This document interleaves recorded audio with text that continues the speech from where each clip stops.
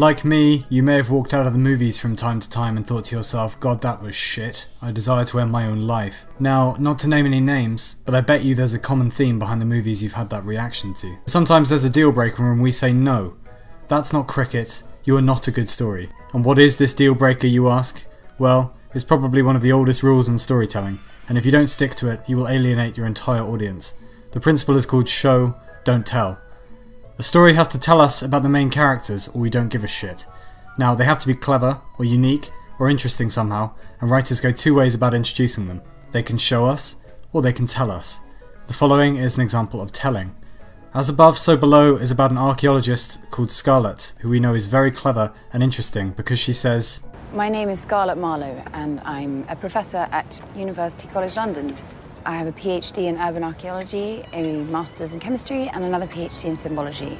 I'm also fluent in 4 spoken languages and 2 dead ones. Yes, that's certainly something any normal person would say in conversation. Now we give a shit about her. How else could you do this? Well, you can actually show the audience how interesting a character is instead, rather than just getting them to brag about themselves. This is the opening scene from Rear Window, about a photographer with a broken leg. We know he's a photographer with a broken leg because we see this. And this. At no point does his girlfriend come in and say, Hello LB Jeffries, protagonist and acclaimed photographer, a man currently with a broken leg, how is your day going thus far? You can show us, or you can tell us. Which sentence is more powerful? Debbie has dubious predilections of a sexual nature, or Debbie fucked the entire hockey team. Thrice. If you tell, you've already handed your conclusion to the audience. If you show, you let them do the work, and that's 1,000 times more powerful.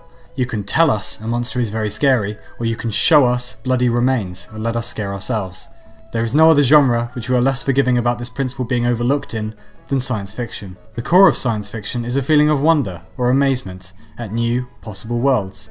You can tell someone they should be amazed at this world, or you can show them why and let them do the amazing for themselves, like a big boy. For example, Children of Men versus Prometheus. Both ask big questions, and both focus on humans in difficult situations. Children of Men is about a world in which women have become infertile. The world is shit and falling apart.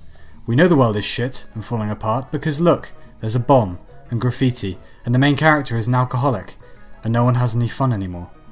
We're slowly shown what living in the world is like, and we see how horrible the lives of the characters are now that the end times are here, and as a result, we give a shit.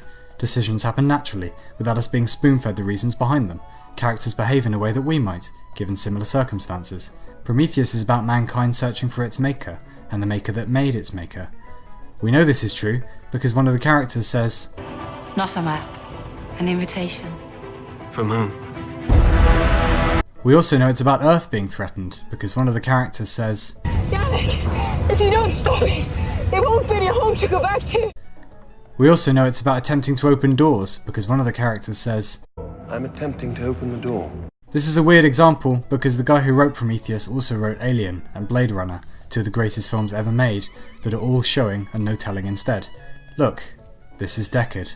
He might be a robot, but we don't know because no one explicitly tells us so because we don't have to be told, ignoring the director's cut. He lives in a world with other robots. Isn't that interesting? Look at all the interesting things. He behaves believably, like one of us, focusing on things we care about, like living and getting by, and robot pussy, or alien. Even when the crew are confronted with an extraterrestrial killing machine, at no point does someone break into completely unprompted exposition about what the meaning of life is, or what the implications of their situation are for the whole of humanity. Because humans don't talk like that. Instead they talk about getting paid, or boredom, or their lives, because that's how humans talk, and it means we can draw our own conclusions. Because we're shown that they're real humans, not shitty one-dimensional counterfeits, solely there for the purpose of the writer telling us how clever he is. Or Ex Machina and Transcendence. Both were about AI, both very ambitious movies. One was fantastic, one was dog shit. One set up the world with a voiceover at the beginning and told you how awful everything was. The other just showed you the world and invited you to care of your own volition, because you're not profoundly retarded and you can form your own opinions. Stories have to feel at least a bit like real life. Unless they're gravely schizophrenic, no one in real life just broadcasts what they're thinking all the time, or what they're going to do next. And if your characters do this, then we don't really believe they're people. How do we know Fallout 3 is a wasteland? Or that GLaDOS is a bitch? Or that Guybrush Threepwood is an idiot?